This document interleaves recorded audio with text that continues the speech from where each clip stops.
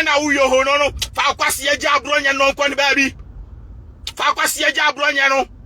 ade abɔne na Abronye aye ye to abakwastia NDC organizer gina wo say obeto afenyo market sanko obeku no aboa watimi achi nipa no na Abronye ka no kura kire mu say magimi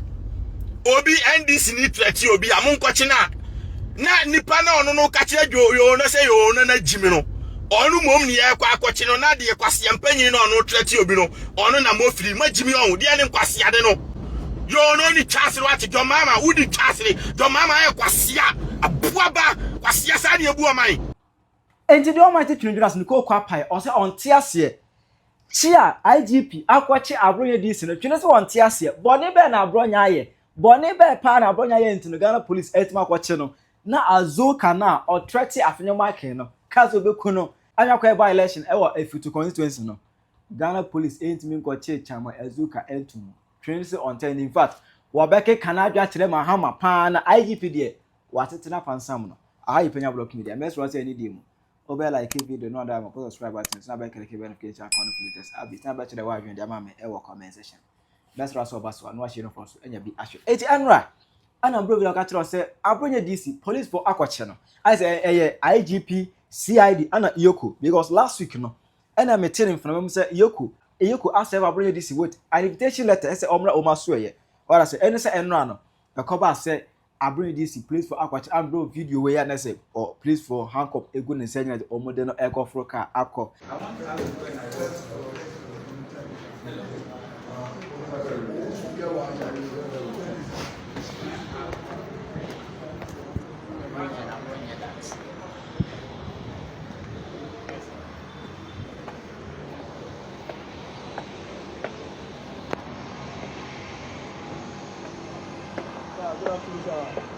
Mr. Mike. Yeah, boss. Sir.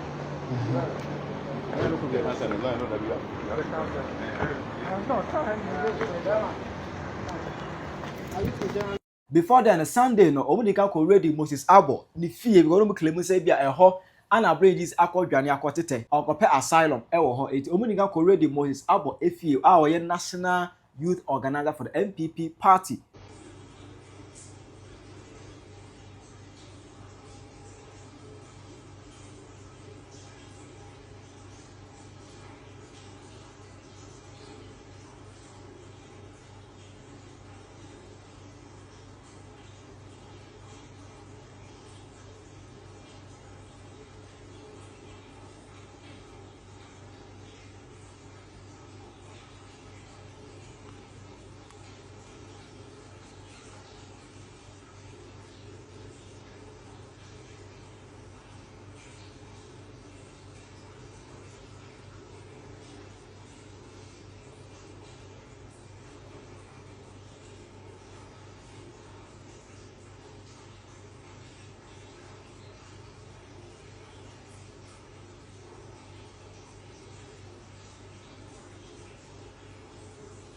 Ready if you go here Abronye but omu angot na say enra no omu ekochin ema Abronye lawyer ebetire mu ekwan arrest na efa so baaye Penyah no reporting ne ho to police CID mebo ono no reporting on ko police CID it odru ho be time me unim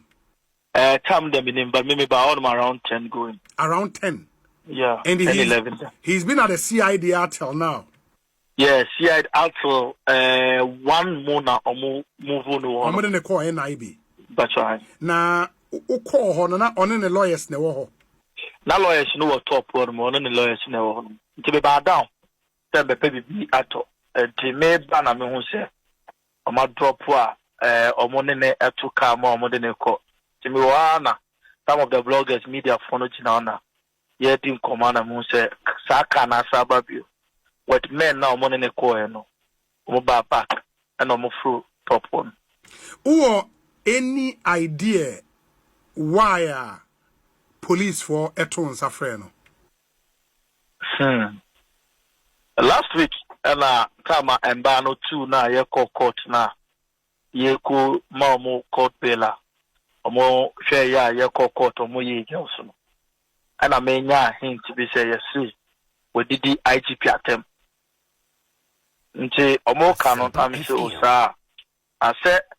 ya wa ha no nkofo di Nana Akufo-Addo attempt and then omonye one way in opposition omo opposition ade we there should be a way omo be hwe omo di betu but te bibia ya si ekochi nipa bibia ekochi nipa bedu bibia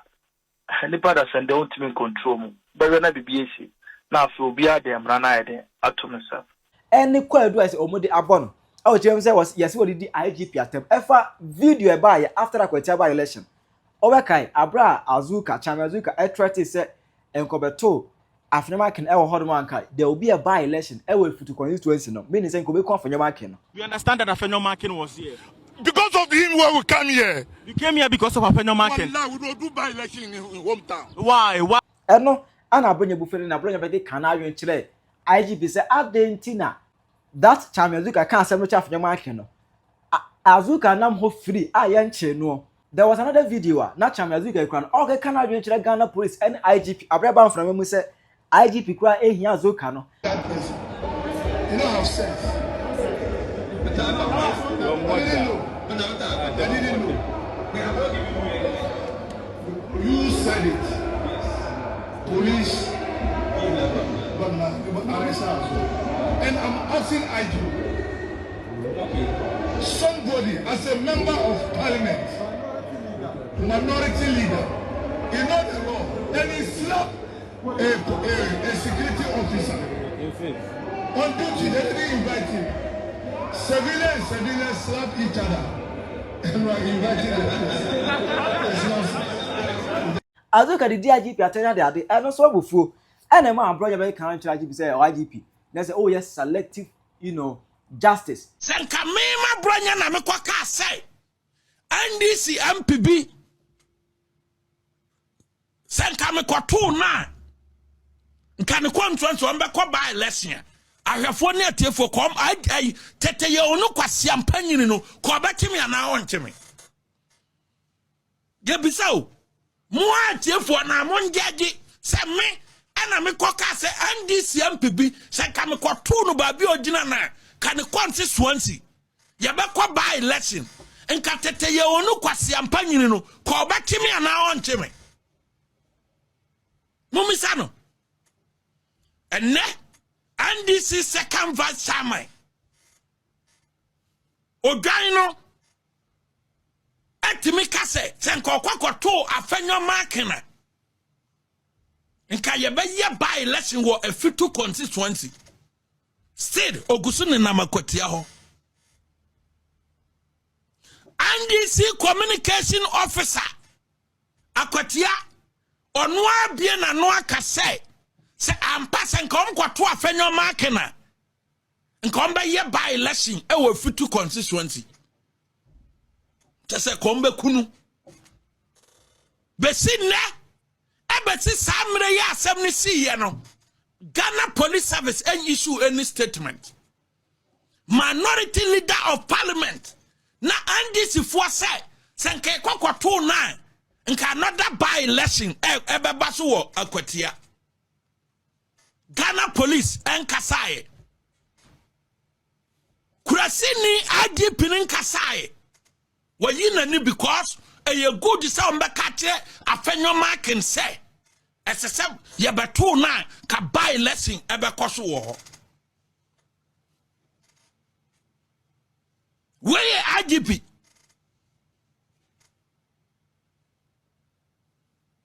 but MPP ni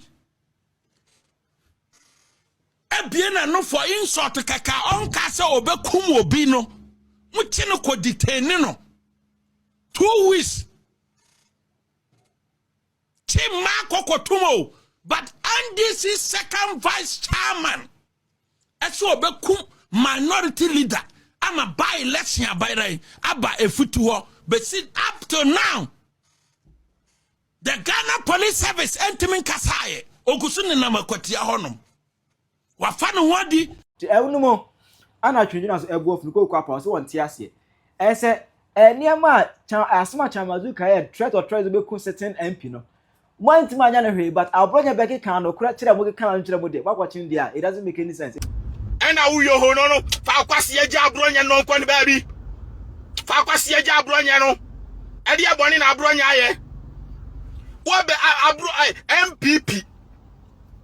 Fuan kran so mbeku Mahama Nkwaseafuo na machi omakogu prison tourists. Yeah, to about question. NDC organizer jina wo say obeto afenyo markets and kobeku no. Na yaya by election wa afenyo markets krum aboa watimi achi nipa no na Abronye ka no kura kire mo say majimi obi NDC ni treti obi amunkwachi na nipa na ono no ka kire yo no say yo no na jimi no onu mom ni ye kwa akwachi no na de Nkwaseafuo no ono treti obi no ono na mofiri majimi on de ne Nkwaseade no yo no ni chance what your mama would chance your mama e Kwasea abuaba Kwasea sa de ebu aman aden NDC ni treti a na mofiri MPP ni ko treti dia na mu jimi mu ba beche no mu fam Kwasea nyini pie ya say mu kwaso jimi sa na by next month NDC ye betuma by no ku besi me pe jimi anen ma jimi sa Kwasea eti o man mu na Nkwaseafuo ye to aba no omu jira camera mu treti Afenyo markets omu treti Canada Japan omu treti omu de ye ntime nchi omu now Abronye ne ti wo say your mama ni IGP Kwasea ne ntime nchi NDC ni o treti asema kai no entura wo mu henfa entura wo mu hen amudi mu Kwasea enam say ya dɛstroy police fo agumu hwe Abronye akwachi na abu abra bokufu ntafo mu aguga na ho ekum nipa matimi ati police fo akwachi omu awudifo na ekum nipa no Nkwaseafuo nana kwa mi ose mo fire thank you subscribe obi anko Twene Jonas TV no ko subscribe obaso anu a share no kwenti se de bia no of course you know where we are training and no me ko money moves afi na me ko Canada man time o say calm down Jonas that's your in-law that be why o ma jimi dodo ye mu o man sa say NDC ni me MPP me town mo but say oh ye ne sa you say kuro no NDC ni a ono ye panyini na ono wa ban mu no ono gira camera mu trete a dangerous e omu nu mom na esem kwache no enti Abronye no nya hwe ono na ekondem aban ni say aban na jimi e wo say wo chi NDC ni no say be ya NDC fo no be ja trete no say be ya MPP so be jai because enam say NDC fo ni trete nkofo no enema MPP fo no so ko trete so mbeku Mahama ne yire ni na you know because e mo na mo kire o madwuma no won ya mecha no Kennedy I first I Kevin Taylor boy your mama man scam wa me dada nkofo so be deport me won your mama Kwasea na man scam so me dada nkofo nti sa Nkwaseafuo trete no omu nsuro mi omu sa de fa omu trete nkofo sa e di omu Kwasea be trete afa so won jimi mo trete nkofo omu nim so omu nya obia ne o man rimua na mo sa de mo Kwasea be trete me afra enti akame mo obia ko wa Kevin Taylor se kan kunu no ana nkofo dada mi ase o nkura o mani ade me mo obi kokunu a ne mani be mo bo na obi obo hu ne me che na amama jan no ne na mo nya se ono nso aka na no atuma kama mo obi awo ne se kan kunu dada no ansema se ne akata for boys is kanu mako ne se kan kunu min ba bi oda nyina ewo Virginia kura na se o ba bi so eti kamaku akwa na free wi ase dada because obi ani me mejimi no nanti free ti sa de adwoma ma ejimi ade be chube wan se ya eku atu no eno ase mama soja phone ska tu na ban no because ya Kwasea sa na ebu o man won na Nkwaseafuo mu ye leaders ambesu anyansa no mo nam na mo trete nkofo na Abronye se mo na mo trete nkofo manya ya eno na maye ye nkofo no ko trete bi no because mo te wana mo trete ye beku Canada Japan no o wadofo ye beku Afenyo markets no o wadofo enti na dofo no so besofo am trete Mahama ti o mo trete ya na mo di mo jimi abechi o makogu tourists mo ye mo nim Kwasea abechi o mo Kwasea jo Mahama no ni wo wiem ni ufi wori oye nipa che hwan your mama no ani wo wiem oye nipa che hwan a Nkwaseafuo mo de amutimi trete obi but obi de ntimi trete mo fam timi nya Abronye no na mo onko ni ba bi na mo kwachi ntafo mo wana o mo gubo kukum nipa no mo Nkwaseafuo akufo ado tena so 8 years ntafo mo we na mo gubo ko o ba ntimi ankuku tre kura mama mo kan ti o mo kum nipa ti senkoko manne stupid people Canada man time or mami kan of course or subscribe obi anko Twene Jonas TV no subscribe jam menyan to basi akan comment because police for na word what they say and my busy what am I mean pack baby and I mean kan comment no obi anko Twene Jonas TV no subscribe baso anu ahye no kwenti se de da bia no so enti money NDC for money MPP for emfa so bia ni mo so ade a reason ya to abati am e yi levy mo de levy about there's no difference mo de no cry dangerous say no ade yɛde tu abati a omo ɛne sɛ omo mmia adwuma ma youth mo ba ma no de ye ba ebetwa trumu mo aye ho demonstration after demonstration trumu no ne nyina ka omi ne yapama kofuado mo ba ya mo nkotwa ma moa mo ntimi ntwam moa na anya de ehia ne enti dwama ma na ntwie kafa kwase agya Abronye na ku ansi wanya ya Abronye na me organize ku am ya tu aban no enti ye betu mo because mo ya moa criminals wo ho use the police to arrest the criminals omu kum nipa and the Savannah region kro mu kum nipa na jai nipa ono to say obi trete akoche no na nya sa omu su kofo be trete mu bia ma mu mfa mu machi omo aden na mo ya moa stupid people your mama uni chasere ko sa na buju boja your mama uni chaba asere ko sa na juboja your mama we kwasea your mama we abua your mama we kwasea uni chasere sa na juboja uni chasere ko kwasea bi ba sel kaja na abua abrante no nkoni ba bi kwasea mi hu ye die ye bu amaya obi obedi boni bia e be che no NDC ni kwasea na motrom kankan gina ho etrete nkuofuo including Kevin Taylor aboa etrete judges fo nyina etwa ntroto omo so se Ghana judge yedi omo to judge fo e wo Ghana nyina ye hyewfo jomama odwan etam taxpayers money koma judge fo no bribe se omo nya no ne na mo free nana kwa me subscribe chale comment na me se me nyanto bwa se ka me subscribers no of course you know where we are cause already am fa comment na me bi na me kan na my heated do na me drive I'm doing more taxing I'm doing multiple things at the same time Canada my time I say continue driving focus on the driving yeah I'm sorry it is what it is I'm driving my powerful BMW M Division T me my activative self driving no I drive mama T I'm good regardless na mon kanche joma ma mfa ne kwase anya Abronye no na onko boko nkochi criminals no mukum nipa no eno na Ghana fo be hu so ya adwuma Abronye okan no kore keke wose IGP ni aboa na Ghana ni bia ni IGP ni aboa dan parity so na boko ni kwase mpanyini tani aboa ntimi nkokum nipa nko free what you say yet Ghana ho ena ayi denchobu asefo omkoku soja ni ba kopɛ Akufuado lie omu nyina abiom kogu prison eba ne sen ayeku soja fo te sen kokoma yeku police fo sen kokoma oboko a Yohonu Nkwaseafuo ni Mahama Nkwaseafuo mienu ntimi nkoche bokofo moa why boku ni Nkwaseafuo ni oburo mra so enti wajimi na Abronye ne ka no kura kire wo se MPP fo no omo so do Canada Japan ni afenyoma kese no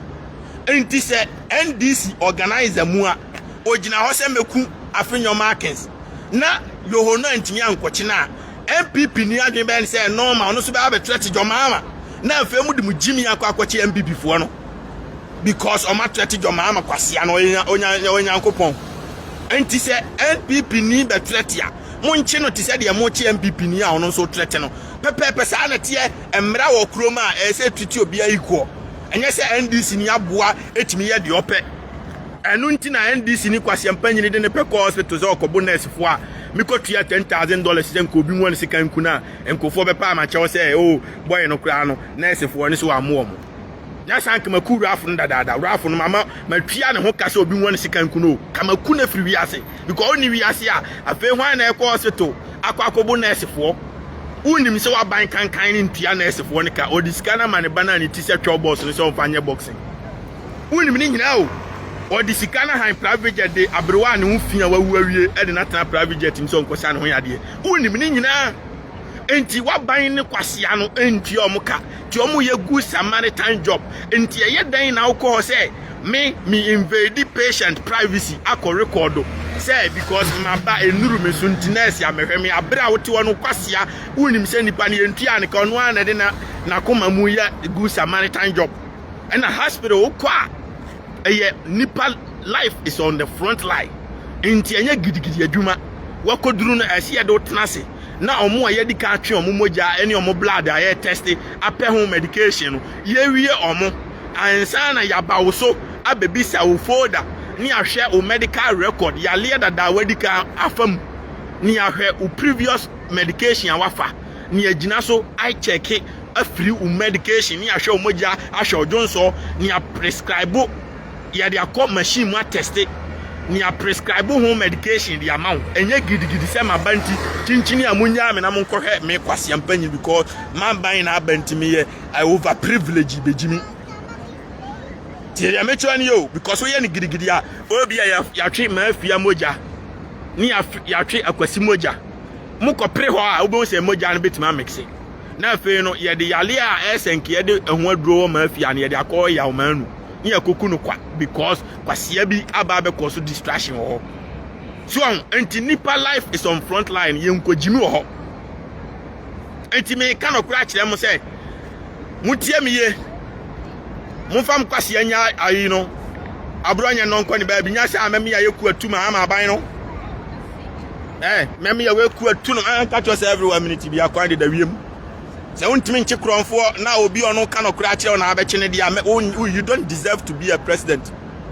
untimi nche criminal o kum nipa oboko na obi ono kan okura kire se ma unkofo ni nya threaten se be ya yenso yenkofo me threaten boni a oyeye wo hemfa boni oyeye wo hemfa so because I want to threaten MPP need to one and we say normal to also be threaten Mahama ni na busuanfo eno de na Mama Kwasea ne se munkwache omo match e ma 14 days match I fancy comedy ni nyina because omo threaten Mama na ntwie no but mu refi say mu de mu threaten omo so leaders o omo de moja ni omo mu on aden na NDC fo ma jimi sa asa na ebu oman omo de moja ni omo mu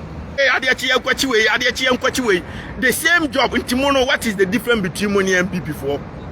Difference is MPP is far better than you because omo buy boko for nkum nipa free omo buy na nipa kum and no so say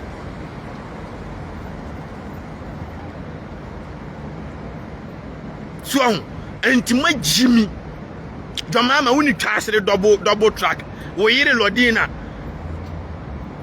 ne to said ye yahu from agu ne to so ntimi ntufu alodina Kwasea ba tu kunu ne funu wajime dodo this time ne yebetretim akufo ad me ka chenze no ya akukura ntimi nana kanso antina me fan slow mamo ema no ba momo de me beye mo so wa jimi no mo bete so ntimi nya Abronye no nko ne ba bi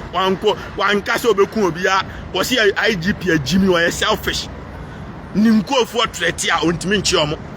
MPP ni ko threat a now oh yes sir, you are not being fair to the nation because MPP ni our followers they say NDC ni our followers and they say ma obi NDC ni panyin no no gina ho say meku afinyo markets meku we na up to now yentimi nche na yentimi friend man warning po yes sir ebe motivate MPP for nkura na omo so atwete Mahama ne yiri da bia enti the IGP ni yen o se kuro no asem ka intro no wan obi ahwe video ni se o mugina ho se ya umba beto afinyo ma chintan ko meku no obi ahwe video ni bi enti die enti ni entimi nche omo but akraketo ono TikTok se obetwa Mahama tidia ono de ye nkwoche no tiri amecho ni yo enti Abronye statement o make ye no ehin na ye ade a etimi de kwoche no abra boku ni aboatani Nkwaseampanyin akum nipa 50 not boku odidi tiri amecho no ye ntimi fa police nko hante no but ye timi the taxpayers money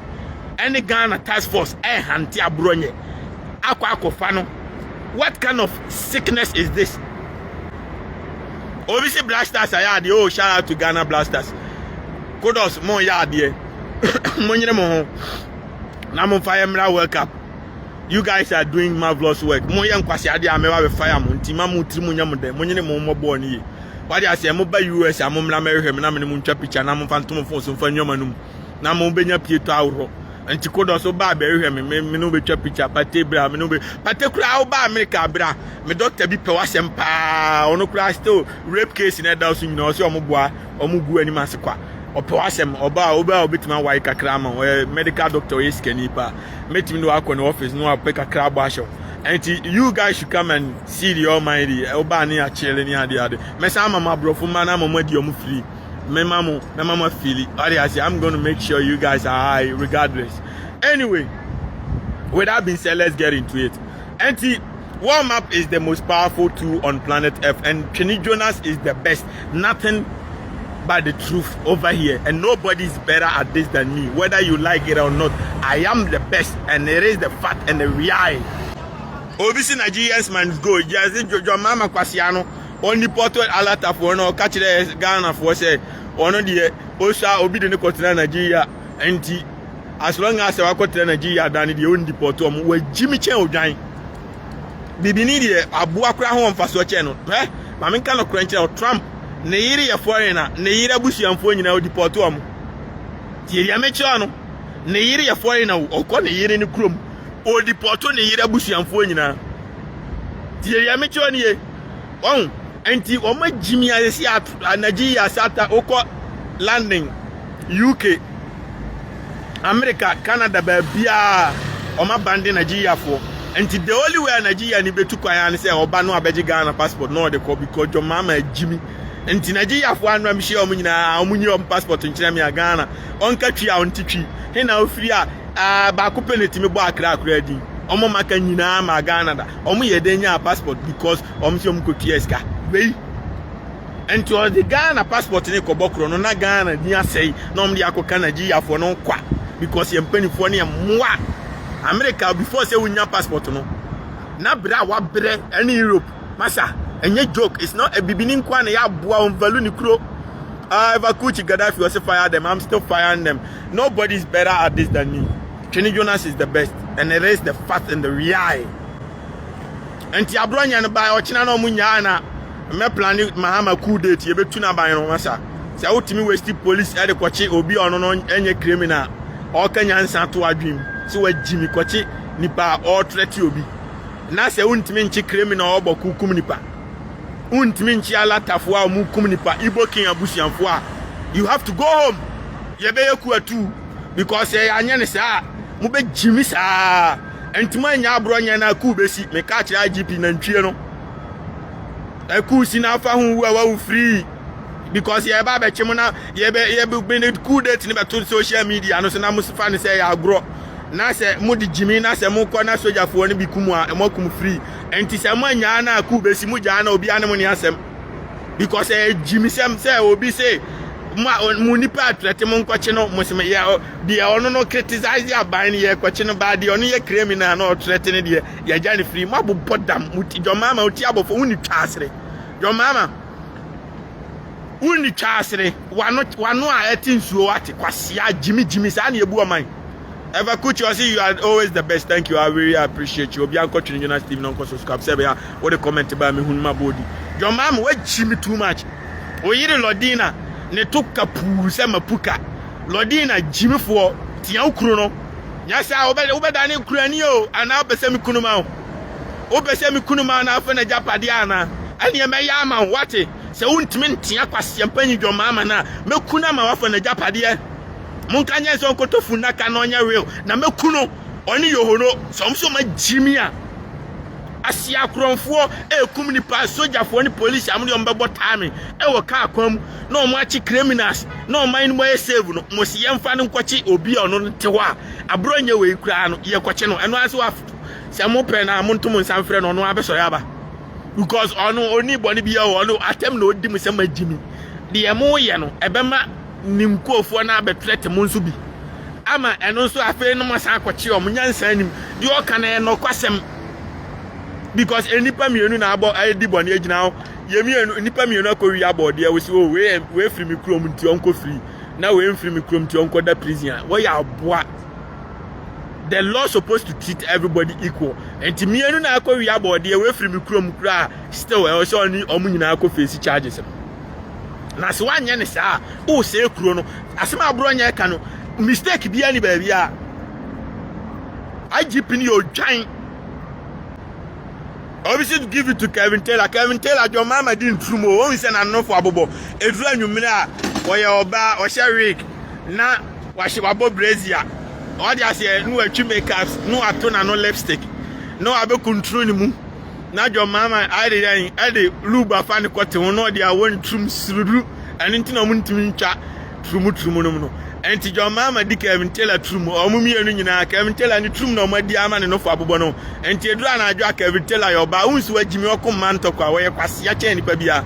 What you say? Anti anya sanka obi amoye campaign. See ya buy betwa trumu Akufo-Addo din trum. There's nothing. I'll be back at him say, "I stop me say mamuntimi ntwam." Why? And two ni Kevin Taylor truma. E dey ntina ntimi ntwam. Obua wo din trum. John Mama di Kevin Taylor trum. Chirajo mama e wo comment section. Hi Penyah Block Media. Accra.